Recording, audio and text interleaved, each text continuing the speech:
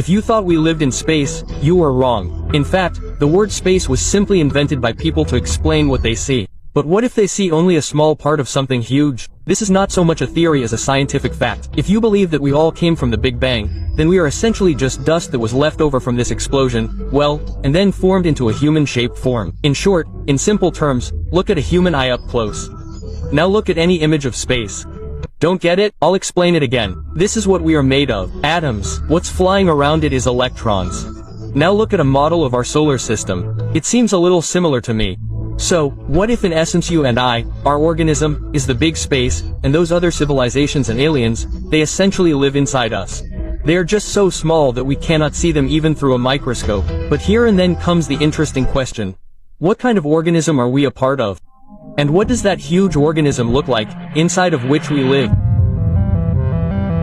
The maximum capacity of our brain is about 1 million gigabyte. So, what happens if the space on our hard drive simply runs out? Perhaps some of you will say, death, but not the death of the body, but rather of our old memories, cleaning up excess space. So, what if this limit is, so to speak, an obstacle to more developed intelligence? To understand what I mean, think about it now. You are generally smarter than a monkey. I do not mean that you are stupid, but I mean that if this limit of 1 million gigabyte for a monkey is slightly less, and, accordingly, it cannot learn, for example, to talk to us, because it simply forgets how to do it. If today you start teaching a monkey how to speak our language, teach it mathematics, tell it what funky LNV 10.000 is, how delicious and beautiful it is, then in a week it will simply forget it and will remember only a small part, for example, gestures. It's good that I didn't forget, but what if everything is tied to the volume of our memory?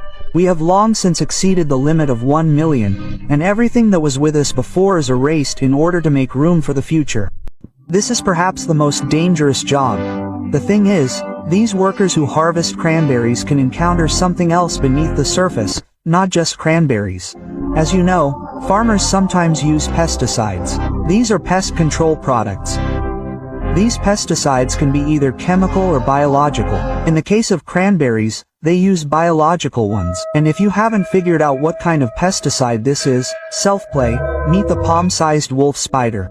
It's not hard to spot, but the most dangerous thing is that to make the cranberries easier to pick, the fields are completely flooded, causing the cranberries to break off and float to the surface, taking every spider with them.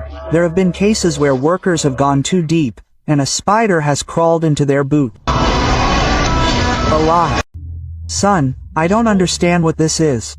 Power bank, Dad. Why can't I charge my phone with it? You know, I dropped it in two and broke it. See? Wait, or is that not a power bank? It's a power bank. And what is this thing?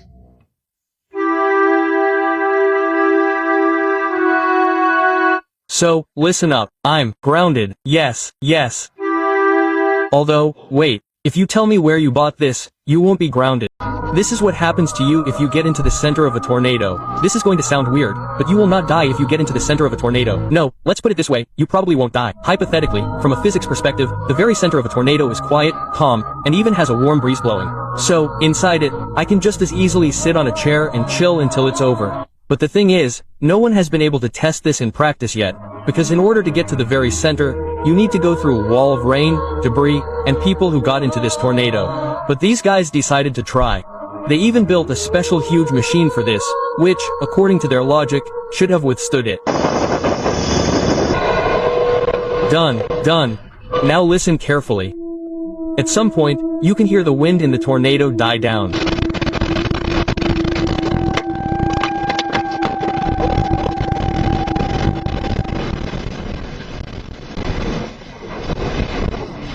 Yeah. If you've ever been to Romania and seen this St. Nicholas Cathedral, you may have noticed the inscription on it. Well, it's not just an inscription. Behind this inscription, there's a woman literally walled up alive in the walls. About 100 years ago, this cathedral was being built by a group of the most famous architects in Romania. Well, they were building something, but nothing worked out. Everything was falling apart. And then one guy shows up. His name was Master Manoli. He told the builders that he dreamed that in order for them to be able to build the cathedral, they would have to sacrifice what they loved most. He suggested walling up alive one of their wives, who would be the first to bring them food in the morning. Well, when the next day came, they saw that the first person to come to them was Manoli's wife. Literally a few weeks later, St. Nicholas Cathedral was completed and recognized as the best in Romania. Well, girls, and you say that men don't keep their word.